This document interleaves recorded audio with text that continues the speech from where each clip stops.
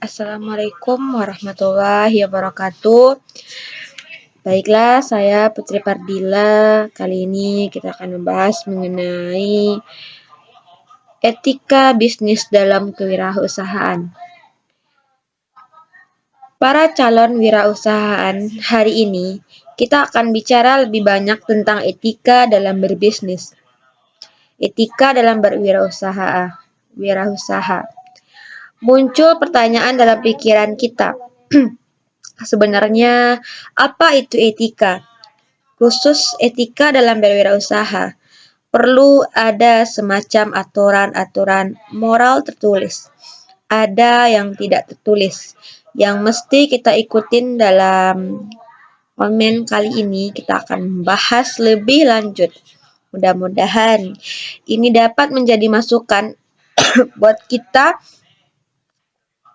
semua, khususnya untuk Anda, buat saudara yang akan memulai bentuk apapun usaha Anda suatu saat kelak, atau ketika mulai hari ini, bahwa ada hal-hal tertulis atau tidak yang secara sadar, rasa, dan moral yang terdalam dari diri kita akan mengatur semuanya.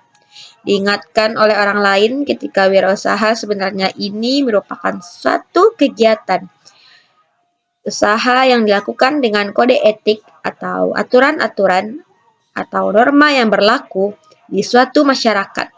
Ketika kita membuka suatu bisnis di wilayah manapun, maka yang kita punya itu kewajiban untuk mengikuti aturan moral, aturan norma yang ada di wilayah tersebut.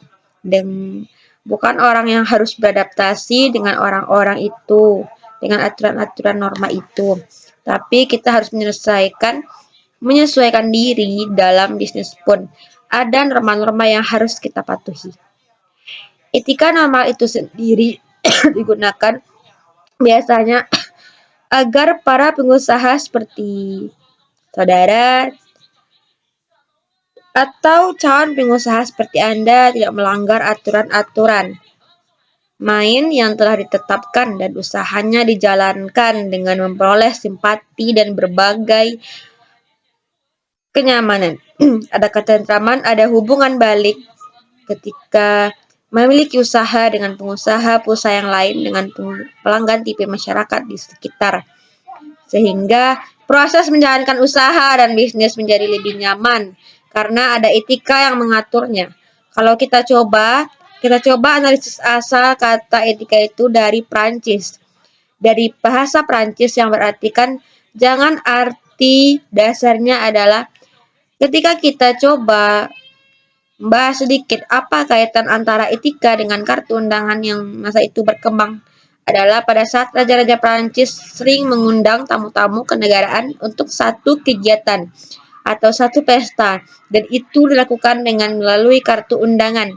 Dalam kartu undangan itu tercantum berbagai macam persyaratan, berbagai macam ketentuan, mulai dari aturan main, termasuk dress code ketika akan hadir acara tersebut, termasuk segala hal yang harus dipatuhi.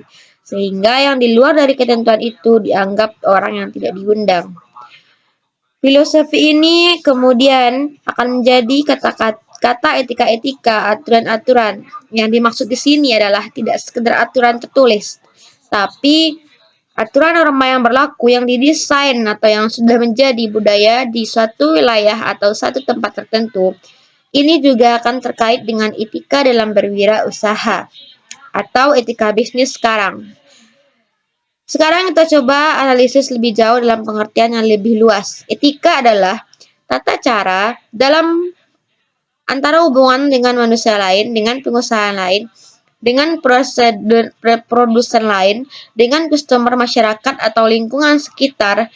Kenapa? Karena masing-masing masyarakat, masing-masing kelompok punya beragam adat istiadat dan budaya tidak sama, sehingga mereka punya aturan-aturan yang dibuat sebagian orang yang berangkat bertentangan bagi orang lain. Ternyata itu disatukan.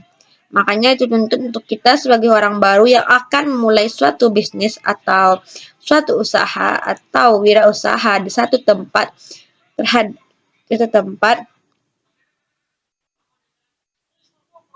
kita terhadap kabar dengan etika bisnis ada di sana. Ya, silahkan banyak bertanya, silahkan mencoba mempelajari, menganalisis lebih lanjut, mencoba mendiskusi kepada mereka yang lebih memiliki pengalaman tentang itu. Etika sering disebut sebagai tindakan dalam mengatur perilaku atau tingkah laku kita dalam berbisnis, tingkah laku kita dalam berwirausaha, dan perilaku secara umum manusia dalam satu kelompok tertentu. Dan masyarakat tingkah laku itu perlu diatur karena kalau tidak ada aturan kita akan seperti hewan yang hidup di hutan belantara. Siapa yang kuat yang menang dan siapa yang kalah dia akan menderita dan mati dengan sendirinya. Tingkah laku etika ini perlu diatur agar tidak melanggar norma-norma atau kebiasaan yang berlaku di masyarakat. Itu bukan siapa yang kuat, tapi berdasarkan norma yang memang sudah disepakati. Sikap dan perilaku seorang pengusaha atau bisnis harus wajib mengikuti norma yang ada, yang berlaku dalam suatu negara atau masyarakat. Misalnya berpenampilan sopan dalam situasi atau cara tertentu. Ketika acara formal menggunakan pakaian formal yang nggak bisa bercelana pendek, nggak bisa menggunakan sendal meskipun kita bilang ini hidup saya, ini hidup aku, nggak bisa begitu. Ketika saudara akan hadir, satu tempat apa atau aturan yang berlaku secara umum di sana, apakah tertulis atau tidak tertulis, kalau ingin masuk dan ada di lingkungan itu dan kita merasa nyaman di lingkungan itu, maka kita harus beradaptasi. Nggak bisa semuanya dari cara pakaian yang layak dan pantas, cara bicara yang santun dan hormat kepada orang tua. Cara bicaranya bagaimana? Ya, supaya kita berkomunikasi tidak menyinggung perasaan orang lain. Perilaku menyenangkan dalam pergaulan ini adalah semacam norma atau etika-etika yang mengatur jelaskan kita lihat bagaimana dengan etika dan norma setiap pengusaha dalam sebuah bisnis. Satu, dalam berbisnis dan berwirausaha harus wajib jujur. Jujur kalau ingin menjual kualitas, jangan hanya janji tetapi juga diperlukan bukti karena orang itu gampang membuktikan. Maka selesaikan Anda ketika berbisnis tidak jujur, tapi kita bisa banyak sisi yang kedua, etika dan norma dari pengusaha itu apa.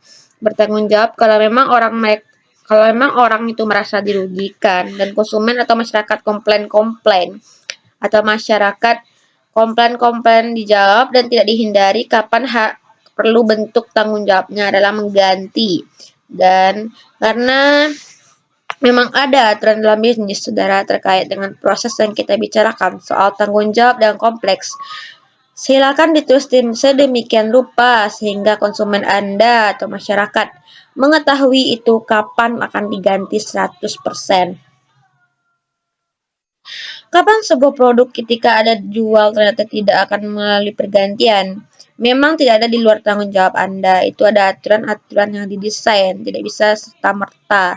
Suatu saat kelak ketika terjadi, Anda bisa menjawab saya nanti kita akan bagaimana bisa menjawab nanti ketika kalian bagaimana etika dan norma dari seorang berbisnis atau perusahaan ketika menepati janji, disiplin hukum dan aturan yang ada di masyarakat atau di sebuah bangsa tempat usaha yang dikembangkan mau membantu karena usaha kita tidak akan bisa berdiri sendiri. Membantu masyarakat sekitar ya kadang-kadang punya dampak dan efek akibat kita buka komitmen dan menghormati orang lain. Komit terhadap segala sesuatu, hukum undang-undang, aturan main terhadap perjanjian yang dibuat dan disepakati soal kualitas hukum.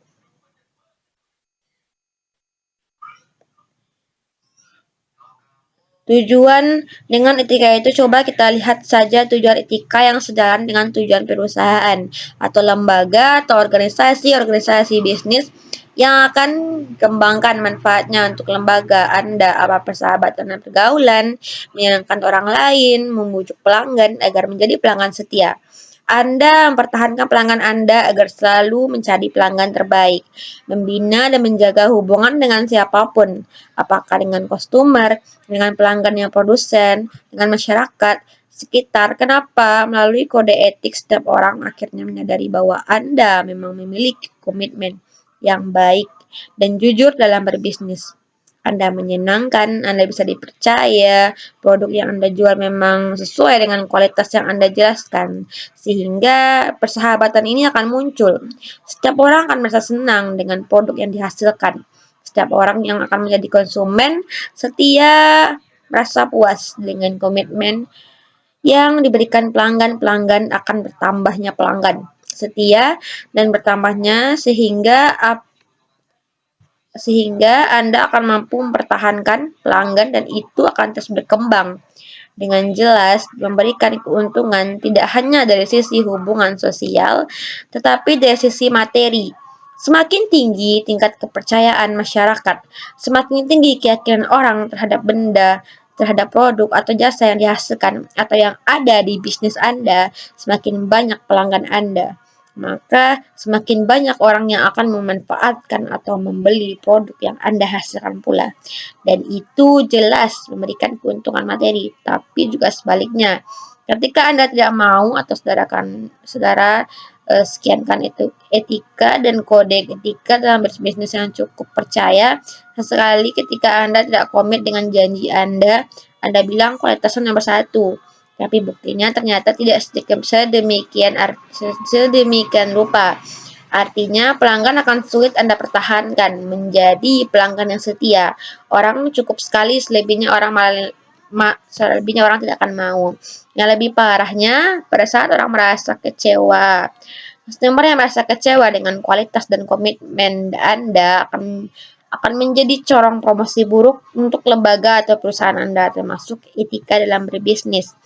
Dan berwirausaha akan terkait sekali dengan sikap dan perilaku wirausahawan.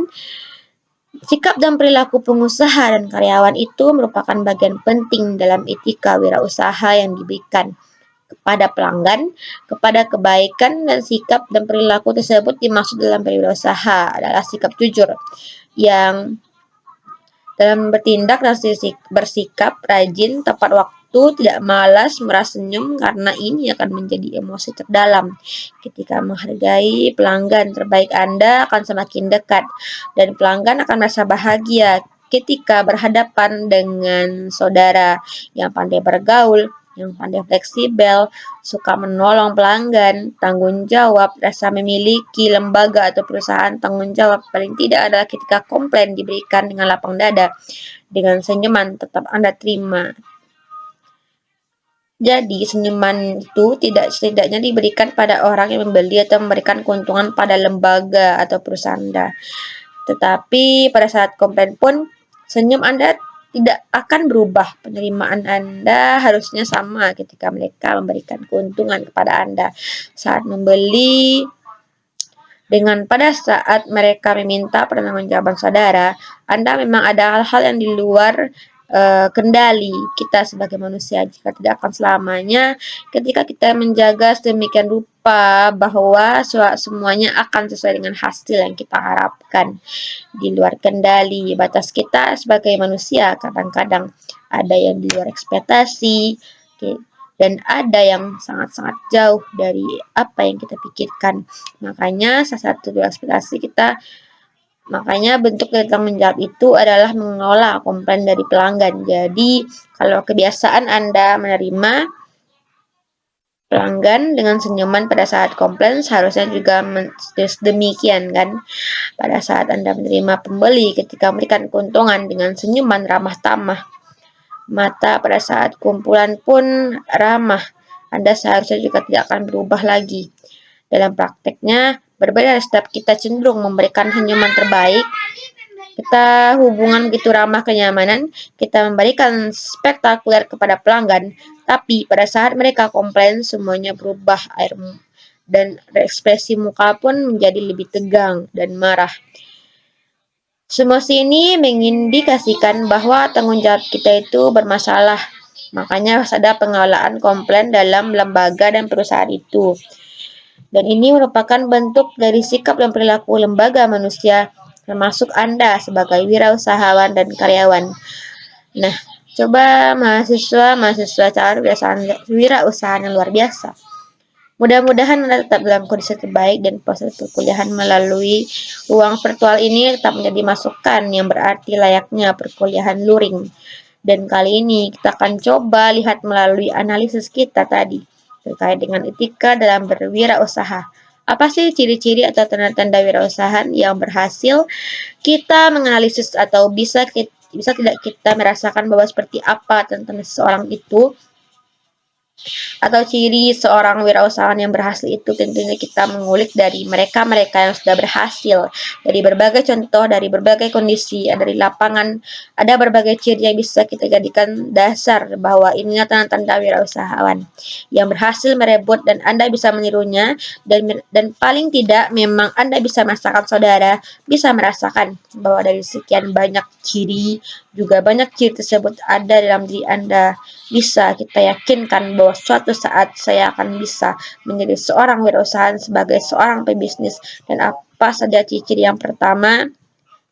Ciri-ciri yang pertama adalah seorang bisnismen atau wirausaha yang berhasil itu memiliki visi dan misi serta tujuan yang jelas dalam hidupnya. Jadi kalau orang hanya hidup seperti air mengalir, ya seperti itu juga nanti perjalanan dari bisnisnya. Usahawan yang berhasil adalah orang-orang yang memiliki pandangan, punya cita-cita, yang visi dan misi tujuan yang jelas dalam jangka pendek. Akan seperti apa jangka 2 tahun atau 10 tahun?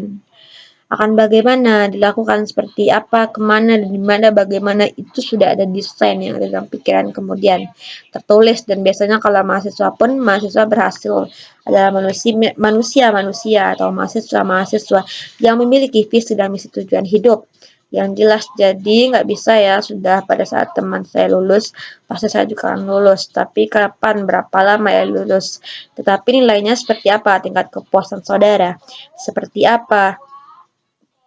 Tapi orang yang punya visi dan misi mahasiswa yang mempunyai visi dan misi yang jelas serta tujuan yang jelas adalah divisa menargetkan hidupnya selesai 3,5 tahun nilai akademik harus sedikit sekian, dia mendapatkan kepuasan ini, dia harus mendapatkan itu prestasi ini, dia harus mendapatkan ini dan segala macam bisa dikendalikan. Membedakan antara satu mahasiswa dengan mahasiswa lain, antara satu calon pembisnis dengan pembisnis lainnya. Anda termasuk golongan yang mana?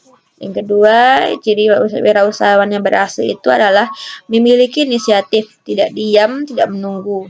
Kuliah tidak hanya menunggu sesuai dengan tugas yang diberikan. Kemudian Anda lakukan tapi punya inisiatif. Apa yang Anda harus lakukan terhadap tugas ini? Harus sempurna apa yang kalian bisa. Jadi bersyukurlah untuk Anda memang memiliki inisiatif dalam hidup sehingga Anda akan tahu menjadi apa orang yang tahu diri dan tahu yang akan dilakukan, tapi merugikan untuk orang-orang hanya bisa menunggu atau justru tidak mau berbuat apa-apa karena takut dengan risiko yang kita punya akan. Misalnya ada tugas dari saya buat suatu analisis, misalnya akan berbeda dari yang mengerjakan sesuai dengan aturan yang saya berikan. Itu baru dalam bentuk tanggung jawab yang tertulis. Berganda melakukan dan berbeda dengan orang yang punya orientasi terhadap prestasi kalau ditugaskan. Maka dia akan melakukan 4 bagaimana sebaik mungkin atau sempurna mungkin dia bisa melakukan atau tidak diminta sumber, maka dia akan mencari sumber-sumber yang bisa dipertanggungjawabkan, apalagi untuk saudara yang memang seenaknya melakukan tugas atau membuat tugas.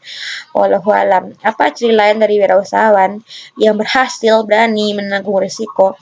Karena dari risiko itulah kadang-kadang kita tumbuh dan belajar menjadi lebih baik lagi, menjadi lebih kuat lagi. Satu iklan yang menyatakan tidak kotor, tidak belajar lagi. Jadi jangan sampai dibalikin daripada katanya tadi. Kagak, kalau ada yakin akan kotor, ngapain itu orang takut ngambil resiko dari kotor itu. Dia bisa memakai yang bersih dari kotoran itu. Kita bisa akhirnya berterima kasih atas kondisi yang bersih. Melalui sakit, kita bisa menghargai arti kesehatan. Jatuh membuat kita bisa menghargai proses yang lain. Setelah itu, kita tidak akan mau jatuh lagi. Karena kita tahu sakitnya jatuh itu seperti apa, maka kita tidak akan mengulangnya lagi. Kita akan menjadi lebih berhati-hati terhadap risiko. Untuk itu, dihindari risiko untuk memberikan kekuatan dan kematangan kita dalam berpikir dan berbuat dan berperilaku. Anda termasuk orang yang takut risiko, menghadapi risiko, atau justru menghadapi dengan berani, menghadapi risiko tanpa melalui risiko, Anda akan tampil menjadi seorang yang lebih kuat. Ciri lainnya adalah pekerja keras. Jelas kalau untuk orang menjadi hebat dengan karir yang luar biasa ketika ingin menjadi sesuatu sesuai mimpi, menjadi orang kaya, banyak rezeki, tentu butuh kerja keras. Analoginya begini, untuk sampai ke puncak gedung yang tingginya 30 lantai, yang tidak punya lift kira-kira akan sampai ke atas 30, ke puncak 30 tadi dengan kemungkinan lelah duluan. Tidak berani mengambil risiko yang tidak mau kerja keras, sudah duduk, maka selamanya dia akan ada di lantai 1. Orang yang dibiarkan seperti itu mengalir. Yang penting diusahakan dulu ya, udah orang sampai di lantai 7, dia baru di lantai 2, akan tamat juga sampai dengan Anda yang kuliah. Ketika teman-teman pasti akan tamat, tapi temannya setengah tahun ada tempatnya 7 tahun. Teman Anda lulus dengan nilai yang sangat memuaskan, Anda tamat dengan nilai yang pas-pasan, akan berbeda dengan orang yang paling puncaknya adalah siapa yang akan sampai puncak paling atas dari lantai 30. Orang yang memang berani sesak nafas, berani berkeringat, berani lelah, berani capek, tapi dia akan santai di puncaknya pada saat itu lelah. Nggak akan terasa, nggak akan terbayangkan analogi hidup dengan kerja keras, karena tidak satu pun di dunia ini yang kita dapatkan tanpa usaha dan kerja keras. Dari agama pun kita melakukan dan diajarkan yang selalu menjadi potensi kewajiban kita bukan doa dan usaha. Arti dibalik doa itu seperti ikhtiar. Biar dulu baru closing dengan doa, karena mustahil mendapatkan sesuatu tanpa ada usaha. Ciri berikut yang bertanggung jawab terhadap segala aktivitas yang dijalankan adalah komitmen pada berbagai macam pihak yang ada. Apalagi pada customer Anda, komit mengembangkan dan memelihara hubungan baik dengan berbagai pihak. Artinya, apa yang akan terjadi bisnismen handal wirausahaan hebat yang karirnya menjadi sangat keren dan luar biasa adalah orang-orang yang memiliki relasi jejaring hubungan dengan banyak pihak. Tidak hanya sesama pengusaha, tidak hanya dengan sesama konsumer, tidak hanya dengan masyarakat, dengan segala level, segala jenis.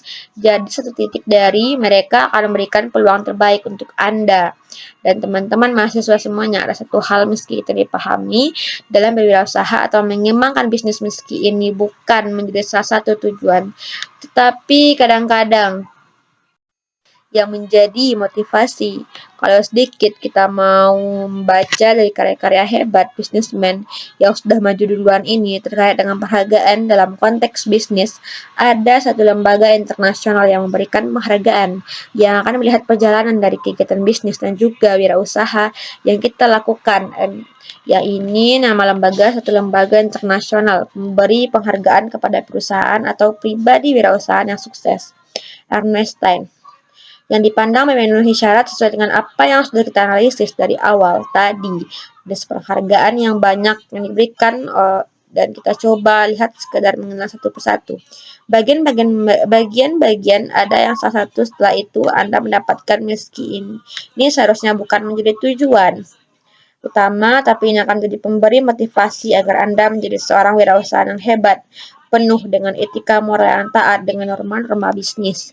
Dan kewirausahaan yang pertama, pengertiannya adalah disingkat dengan penghargaan adalah OFF, atau disingkat dengan penghargaan kepada pengusaha terbaik yang diselenggarakan hampir setiap tahun. Terbaik dari sisi memang ada aturan lainnya, tapi biasanya cenderung kepada hasil proses etika, moral, dan ketaatan terhadap norma-norma yang tadi kita bicarakan. Yang kedua adalah bacaan penghargaan yang diberikan kepada pengusaha yang telah memberikan hampir sebagian besar hidupnya, berkontribusi sebagian besar sisa hidupnya atas kesinambungan sepanjang masa kerja. Yang ketiga adalah industri, yaitu penghargaan yang diberikan oleh lembaga internasional tersebut kepada pengusaha yang bergerak dalam bidang otomotif, konsumen, dan distribusi.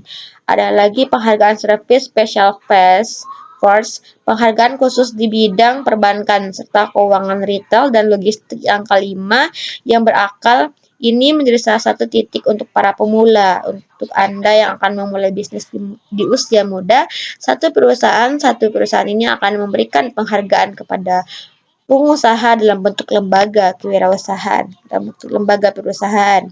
Terima kasih. Sekian dari saya. Assalamualaikum warahmatullahi wabarakatuh.